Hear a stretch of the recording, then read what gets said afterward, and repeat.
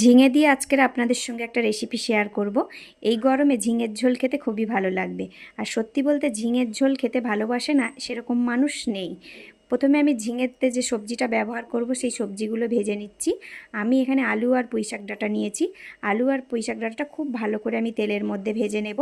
এক্ষুনি আমি কিন্তু ঝিঙে দেব না, কারণ ঝিঙেটা যেহেতু কচি এটা গলে যেতে পারে। খানিকক্ষণ কষার পরে আলুর মধ্যে নুন আর হলুদ দিচ্ছি, তারপর দিচ্ছি লঙ্কার গুঁড়ো। এবার কেটে রাখা ঝিঙেগুলো আমি দিয়ে দিচ্ছি। দেখুন ঝিঙেগুলো আমি একটু বড় সাইজেরই কেটেছি। এবার ঝিঙে দিয়ে আবারও 5 মিনিট খুব ভালো করে কষিয়ে নেব। খুব ভালো করে কষানোর পরে এতে দিচ্ছি ধনে গুঁড়ো আর দিয়ে দিচ্ছি জিরে গুঁড়ো। জিরে আর ধনে গুঁড়ো দিয়ে একটু নাড়াচাড়া করে এবার এটার মধ্যে জল দিয়ে দেবো। এটা সেদ্ধ হতে থাকবে সবজিটা। এবার দিয়ে দিচ্ছি জল। সবজিটা এখানে 10 মিনিট মতো সেদ্ধ করতে আমি দেব। 10 মিনিট পরে আমি দেখব খুন্তি দিয়ে যে পুঁইশাক ডাঁটা আর আলু ভালোভাবে সেদ্ধ হয়েছে কি। পুঁইশাক ডাঁটা আর আলু খুব ভালোভাবে সেদ্ধ হয়ে গেছে। এবার এটা নামিয়ে রেখে আমি মাছগুলো ভেজে নেব। তার জন্য কড়াই দিয়েছি সর্ষের তেল। তেলের মধ্যে নুন হলুদ মাখিয়ে মাছগুলো এক এক করে দিয়ে দিচ্ছি।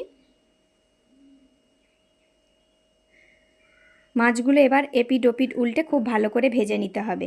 মাছগুলো ভাজা হয়ে গেলে ওই একই তেলের মধ্যে দিচ্ছি শুকনো লঙ্কা আর একটু কালো জিরে, আর দিচ্ছি একটা বড় কুচি করে রাখা পেঁয়াজ। একটা বড় পেঁয়াজ দিচ্ছি এতে। পেঁয়াজটা বাদামি বাদামি হলে এবার ফোড়ন দিয়ে দেব তরকারিটা একটু ফুটে উঠলেই উপর থেকে ভেজে রাখা মাছগুলো দিয়ে দিচ্ছি। ভেজে রাখা মাছগুলো দিয়ে 5 মিনিট মতো ফোটালেই একদম ঝিঙের ঝোল রেডি। ঝিঙে আলু পুঁইশাক ডাঁটা দিয়ে মাছের ঝোল রেডি। আমি তো এটা তেলাপিয়া মাছ দিয়ে বানিয়েছি। আপনারা যে কোনো মাছ দিয়ে, চাইলে চিংড়ি মাছ কি কোনো পোনা মাছ যা দিয়েই বানান খেতে দেখবেন খুবই সুন্দর লাগবে।